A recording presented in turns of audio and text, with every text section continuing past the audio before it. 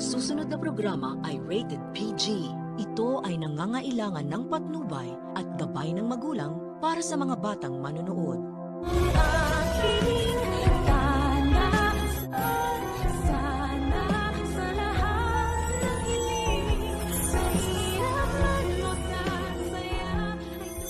Ang sakaingotan naman talaga nitong si RJ, pagkat hindi na siya natuto sa maraming beses na panloloko at pagpapahiya sa kanila ni Moira. At sa kabila nga ng lahat ng mga yon ay nadadala pa rin siya ng mga pagdadrama ng mag-inang luka-luka. Lalo na ngayon na nagpaluwal si Moira ng 10 million pesos para sa ransom money ay parang ang lagay sila pa ang may utang na loob sa bruha. Samantalang kay Moira din naman mapupunta ang 30% ng ransom money na ibabayad nila. Kaya naman nang pumunta na nga si RJ sa transaction place nila ay pinaglaruan lang siya ng luka-luka. At sa takot naman ni RJ ay ibinigay niya na agad ng pera kahit na hindi niya pa nasigurado na ligtas na talaga ang tatay nila. Kaya naman ito ngang si Giselle ay nag-hysterical nang malaman niya na nasa mga kidnapper na ang 100 million pero si Lolo Pepe ay hindi niya patiyak kung talagang iniwan nila Moira sa basurahan.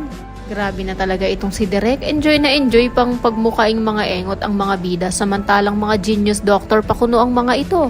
Kaya patunay lang na mas mautak pa rin talaga itong si Moira at Zoe. Kasi naman dapat diniretso na agad sa kulungan itong si Moira nung nalaman pa lang ni RJ na ang bruha talaga ang tumulak sa kanya sa hagdan. Nakinonsinti din naman ng walang hiya at walang utang na loob na si Zoe.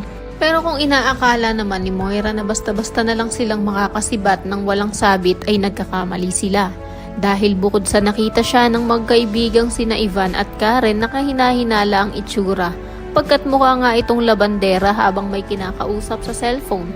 Ito namang si Valahadja ay nakasalubong din ni Annalyn.